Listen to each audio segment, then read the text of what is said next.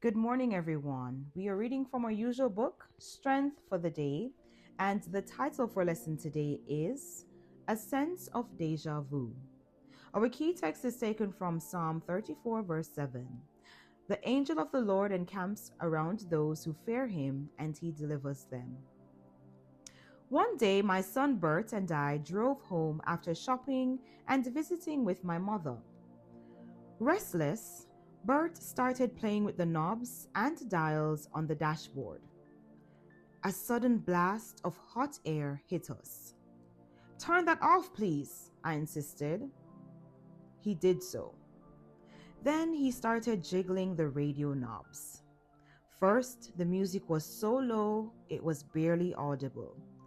Then he turned it so loud that I cried, "That hurts my ears." I did not want a headache. We entered an area where radio reception was very poor. Loud static filled the air. I turned off the radio. After about 2 quiet minutes, Bert started fiddling with the handles that opened the passenger car window and door. I pulled Bert back toward me. "Stay right here," I insisted. "If the door flies open and you fall out, you could get badly hurt or killed." Unfortunately, a 4-year-old has a really short attention span. The next time I looked, Bert was clinging to the door handle and it suddenly flew open. I do not know how I managed to slow down enough to pull into a country store parking lot with Bert hanging tightly to the door handle. I grabbed his crisscross overall straps and pulled him back into the car. We sat silently, resting as I struggled to regain my composure. I had strange feelings of deja vu, as if this had happened to us before, but it had not. Then I recalled hearing a hair-raising story years before. Langdon Hudson, a biology professor, had told a similar story at a program at our church.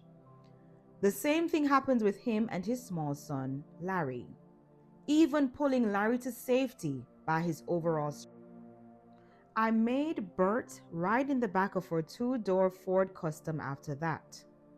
Back in the late 60s, new cars had seatbelts for adults, but none for children. Child seats finally became available after our little Anne was born in 1971.